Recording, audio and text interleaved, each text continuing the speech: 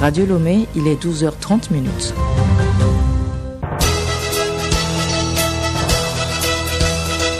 Le journal Étienne Nabédé.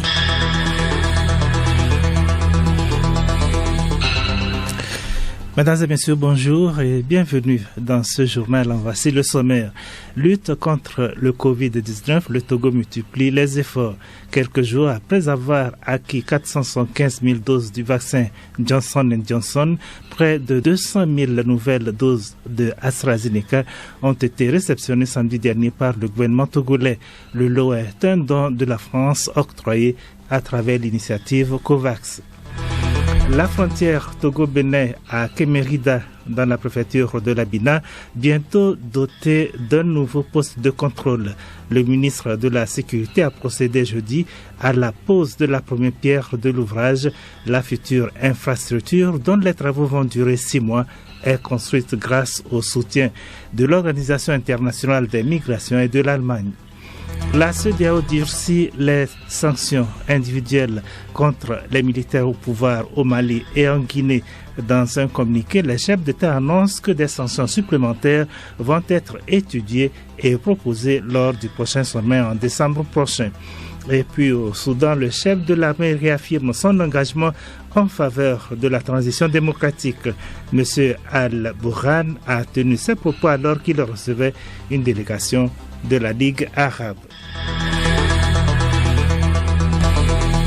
Radiolomé.tg. Mesdames et messieurs, à nouveau, bonjour. Quelques jours après avoir acquis 475 000 doses du vaccin Johnson & Johnson, le Togo a officiellement réceptionné samedi près de 200 000 nouvelles doses de AstraZeneca. Le lot est un don de la France octroyé à travers l'initiative COVAX. En effet, le président français Emmanuel Macron avait promis il y a quelques mois un appui aux pays en développement avec 60 millions de doses de vaccins contre le Covid-19 d'ici la fin de cette année. La nouvelle livraison porte à 800 000 le nombre de doses d'AstraZeneca obtenues par le Togo depuis mars 2021 et à 3,5 millions le nombre total de doses reçues à ce jour. Avec plus d'1 million de doses en stock, la stratégie envisagée est désormais de rapprocher les équipes de vaccination des citoyens. Des réflexions ont d'ores et déjà été lancées pour mieux encadrer les fêtes de fin d'année afin d'éviter une quelconque flambée début 2022. Comme cela avait donc été le cas pour l'année 2021. Le ministre de la Sécurité et de la Protection civile, Yark Damham, a procédé le jeudi 4 novembre dernier à la pose de la première pierre du poste de contrôle inter-État de Kémérida dans la préfecture de l'Abina. Pour le général Yark Damham, la construction de cet édifice s'inscrit dans le cadre du projet de renforcement de la sécurité des frontières et la résilience des communautés frontières dans le golfe de Guinée. La future infrastructure, dont les travaux vont durer 6 mois, est construite grâce au soutien de l'Organisation internationale des migrations OIM et de l'Allemagne. Amakwatia Atop Pagouda nous en parle. Ce projet, selon lui, est en adéquation avec les priorités retenues dans la feuille de route gouvernementale 2020-2025 et se rattache à l'axe stratégique 1 qui vise à renforcer l'inclusion, l'harmonie sociale et la consolidation de la paix. Ce poste qui sera construit d'ici quelques mois vient non seulement améliorer le travail des forces de sécurité aux frontières, mais aussi et surtout rendre plus efficace et plus fluide le contrôle de flux migratoires et renforcer les activités de prévention du terrorisme et de l'extrémisme violent dans notre pays, a-t-il précisé. Pour Madame Abibatou Wan, chef de la mission de l'Organisation internationale des migrations OIM, un poste frontalier est la première ligne de défense pour garantir la stabilité d'un pays et également le premier point d'entrée des populations pour leurs activités quotidiennes. Le représentant de l'ambassadeur d'Allemagne au Togo, M. Lucas Fruch, fonde l'espoir que les actions mises en œuvre par le projet puissent contribuer durablement à relever relever les défis sécuritaires qui se présentent au Togo. Le préfet de la Bina, M. Ataba Abanoro, s'est réjoui du choix du canton de Kémérida dans la Bina pour la construction de ce poste frontalier inter-État. Il a rendu un hommage mérité au chef de l'État pour les efforts qui ne cessent de déployer en faveur de la paix et de la sécurité dans notre pays et plus particulièrement dans le domaine de la prévention et de la lutte contre le terrorisme, l'extrémisme violent et la criminalité transnationale organisée. À Top Pagoda, Joseph Amakwacha pour Radio Lomé. Joseph Amakwacha, merci à toi. La cellule genre du ministère de la Communication et des Médias a été créée par décret en 2008, tout comme celle des autres ministères. Elle est composée de 3 membres, des femmes de différents services de ce secteur et œuvre pour la promotion des femmes à tous les niveaux de ce ministère. Allons à la découverte de cette cellule dans ce magazine de Nathalie Paneguet. Les 3 femmes membres de la cellule genre du ministère de la Communication et des Médias viennent de 3 organes publics. Radio Lomé, Agence togolaise de presse à Top et la télévision togolaise. Lys Djamien représente la télévision togolaise. C'est une synergie qui est mise en place pour prendre en compte les questions relatives à la prise en compte de la féminité sur les lieux de travail, la prise en compte du concept genre dans le travail lui-même. Nous sommes comme une oreille attentive, une cellule d'écoute pour toutes les femmes qui ne manquent pas de subir des discriminations et autres violences sur le lieu de travail. Et aussi, nous sommes là pour rappeler à l'autorité que les femmes, elles sont là. Il y en a qui regorgent de compétences, il y en a qui ont des aptitudes et n'attendent qu'un petit accompagnement pour éclore et que ce sont des valeurs sur lesquelles donc le ministère peut compter pour se développer et atteindre efficacement ses missions. La mission est claire, veiller à l'intégration genre à tous les niveaux du département ministériel de la communication. Blandine Camara, secrétaire de rédaction à la direction de l'agence togolaise de presse, est aussi membre de cette cellule. Ce que nous voulons, c'est qu'on essaye de promouvoir la femme. Quand il y a un poste de responsabilité qui se dégage et qu'il y a une femme et un homme qui sont candidats pour ce poste, qu'on promeut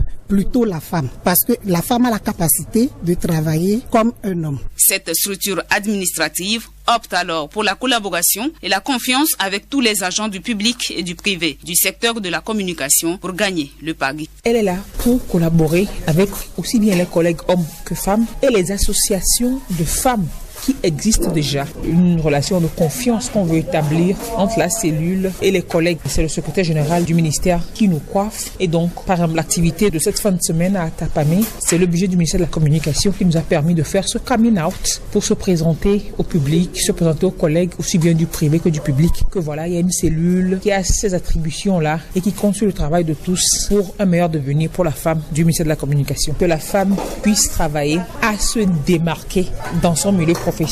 Quand la femme fait son travail, que l'on puisse dire waouh. Le genre vise clairement les postes décisionnels et le Togo a signé en ce sens plusieurs textes et conventions au plan national et international qui demandent 50%, 50%. Ce qui motive d'ailleurs aujourd'hui les femmes de la communication. Écoutez Radio Lomé sur le web sur le www.radiolomé.tg. Selon des estimations, 253 millions de personnes dans le monde présentent une déficience visuelle. 36 millions d'entre elles sont aveugles et 217 autres millions présentent une déficience modérée à sévère. Pour aider ces personnes handicapées visuelles dans leur mobilité, la canne blanche a été inventée. Qu'entend-on par canne blanche, son utilité et son impact sur ses usagers? Élément de réponse dans ce magazine de Raoul Tertuniaki et Charlotte Ahar. Dans le souci de venir en aide aux personnes non-voyantes ou malvoyantes, une canne blanche a été inventée et mise à leur disposition. Elle leur est d'une grande utilité. Dr Badakou Maurice, formateur pédagogique, enseignant spécialisé. La canne blanche, c'est un outil d'orientation mobilité pour une personne handicapée visuelle. Ça sert à deux choses. D'abord, à identifier son porteur et à assurer aussi la non-existence d'obstacles dans son déplacement. Et maintenant, la personne handicapée qui tient cette canne, c'est comme la lumière et ça sert à voir et puis en même temps à se faire voir. L'environnement est organisé par les voyants. Alors une fois que vous le voyez, vous pourrez prendre les dispositions pour dégager les obstacles devant lui ou bien l'approcher et lui proposer votre assistance pour pouvoir l'orienter. L'arrivée de cet outil a considérablement amélioré les conditions de vie des personnes handicapées visuelles. Asia Kesseyao Emmanuel, premier vice-président de l'Association des personnes handicapées visuelles pour la contribution au développement. Lorsque la canne n'existait pas, les personnes handicapées visuelles ne se déplaçaient pas de façon autonome. Il faisait toujours référence à l'aide d'une tierce personne. Vous prenez l'exemple d'un monsieur qui est vieux. Il n'a pas de canne blanche. Il a toujours l'aide de ses enfants pour aller à la douche et pour aller également dans les petites promenades et revenir. Mais tout d'un coup, les enfants-là peuvent en un temps donné être fatigués et ne peuvent plus d'une manière ou d'une autre prêter cette aide-là régulièrement à leurs parents. Et ça arrive. Mais avec la canne blanche, le vieux peut de façon autonome se déplacer et aller revenir. Madame Guili d'Herbemonde a fait sa part en créant la canne blanche. À nous maintenant d'apporter notre soutien à ces personnes pour qu'elles se sentent aimées et intégrées dans la société. Depuis l'apparition de la pandémie à coronavirus, les différentes organisations de la société civile ne cessent de mener une lutte énorme contre cette maladie. Les communautés religieuses, en particulier les chrétiens catholiques, ne sont pas en reste. Quels sont les moyens mis en œuvre par les catholiques pour éradiquer cette pandémie? Suivez ce magazine de André Confino et Clarisse Tombité. L'Église catholique dans son ensemble s'est engagée dans le processus d'éradication du Covid-19. Plusieurs actions sont menées en son sein, que ce soit sur le plan spirituel ou matériel. Cependant, face à cette crise sanitaire, les chrétiens, comme tout le monde, rencontrent des difficultés, notamment le manque de temps plein pour la prière. Révérend Père Pierre Claver Chabi, vicaire à la paroisse Marie-Théotokos à Gouenivé. La conférence de tous les évêques de l'Afrique, ils ont composé une prière pour l'éradication de cette maladie. Ça, c'est l'aspect spirituel. Nous avons des affiches publicitaires. Nous avons des latrines, des pompes, des javel à l'entrée ou bien dans la cour. On lave les mains. La distanciation sociale. Sur tous les bancs à l'église, on a respecté toujours une expression que dit « Mon peuple meurt par ignorance ». Que la maladie existe ou pas, il faut respecter les mesures barrières. On ne va rien perdre. Dans l'église, nos célébrations ne sont pas comme avant. Avec les bavettes, ça donne beaucoup de tête à certaines personnes. Même le prêtre qui prêche a des difficultés. Mais il faut respecter. Il y a un moment qu'on appelle signe de paix. On a tout cessé. Mais on célèbre l'Eucharistie avec méfiance. C'est une belle occasion qui nous est donnée. Ceci vient éprouver notre foi. Les fidèles catholiques n'hésitent pas à attirer l'attention des autres sur le respect des mesures barrières contre la maladie. Pour Boris Cliquant, secrétaire de la paroisse d'Amoutié-V, il est nécessaire de croire en l'existence de la maladie et lutter pour l'éliminer. En ce temps de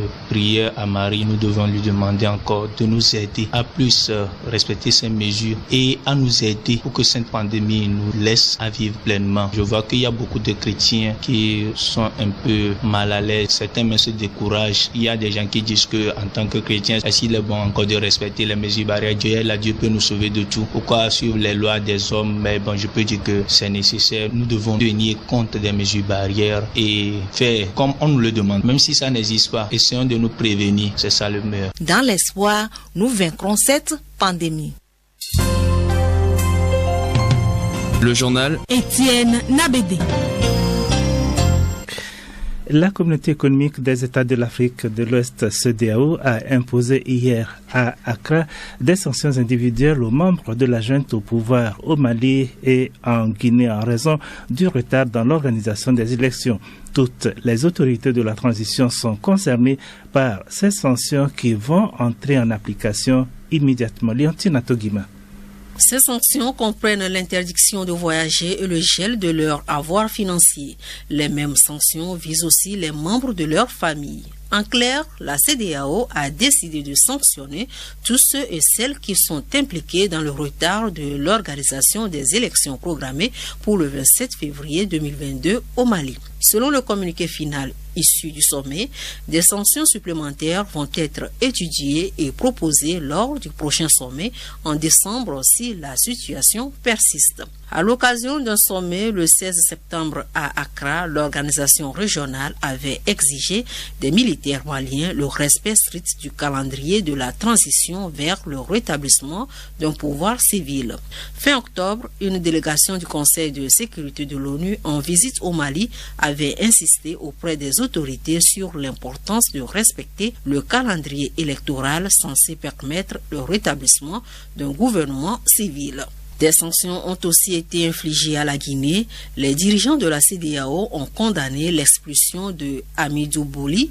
Ils ont également maintenu les sanctions individuelles déjà prises contre les militaires qui se sont emparés du pouvoir le 5 septembre en Guinée et la suspension de ce pays de l'organisation. Ils ont réitéré la nécessité d'organiser les élections dans un délai de 6 mois en Guinée et insisté sur l'urgence de libérer le président déchu Alpha Condé en résidence surveillée depuis le coup d'État.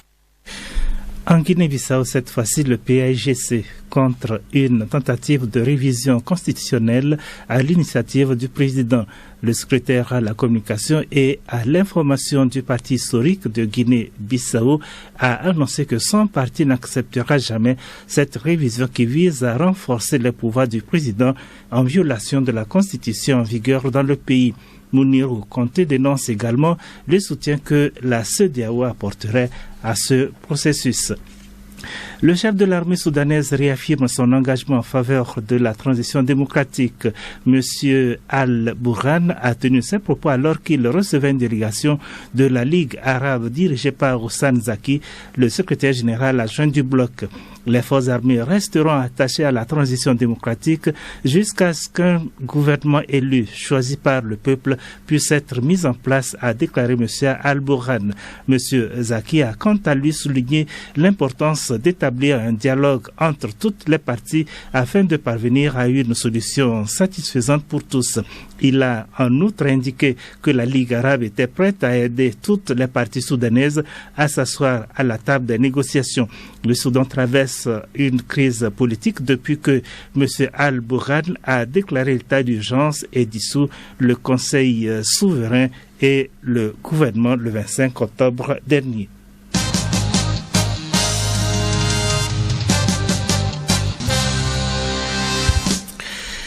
Chronique juridique pour clôturer cette édition. Le 25 octobre dernier, Mme Awa Nana Daboya a prêté serment en qualité de médiateur de la République togolaise pour un mandat de 3 ans renouvelable. Acteur clé de la gouvernance publique nationale et principale interface entre les citoyens et l'administration, elle dispose désormais de nouvelles attributions. Quelles sont les missions du médiateur de la République? C'est à découvrir dans Chronique juridique de Hélène Assabi. L'institution du médiateur de la République togolaise est consacrée par la Constitution du 14 octobre 1992. Après feu Lawson Fessou, Madame Awa Nana Daboya est le second médiateur de la République togolaise. L'institution jouit d'une entière indépendance, comme l'explique Awa Nana Daboya. Le médiateur est une autorité administrative indépendante. Je n'ai pas de chef de tutelle. Maintenant, l'autre côté, nul est à l'abri des poursuites. Mais nous avons une immunité qui, si nous avons mis ça en danger, on sollicite la levée de cette immunité pour nous poursuivre. De grandes réformes de l'institution ont été opérées pour réorganiser et élargir les missions du médiateur de la République. Le médiateur de la République, en plus de ses charges en matière de recours pour les administrés contre un dysfonctionnement de l'administration, le médiateur se voit chargé de recevoir les déclarations des biens et avoirs des hautes personnalités et autres assujettis dans la loi qui a vu le jour en 2020 puis modifiée en 2021. C'est cette même loi qui oblige le médiateur de la République à prêter serment. Dans ces conditions, il fallait encore modifier la loi sur le fonctionnement des compositions et les services du médiateur. Et le décret en Conseil des ministres du 1er juillet est intervenu. Ce qui commande les actions du médiateur, c'est l'équité et l'égalité. Face aux exigences de bonne gouvernance, l'institution du médiateur de la République s'impose. Aujourd'hui, l'institution du médiateur est reconnue comme critère de bonne gouvernance et donc Togo est affilié à tous ces organes internationaux et nous devons publier des notations dans le monde actuel aujourd'hui face au dysfonctionnement des administrations que nous avons connues avec à la faiblesse des juridictions administratives. Tout cela aujourd'hui, le médiateur vient en contrepartie pour cela et ça marche. À lundi prochain pour un autre numéro.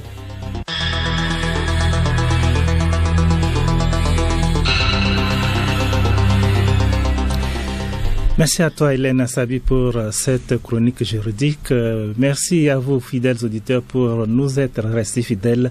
Prochain rendez-vous avec l'information tout à l'heure à 13h.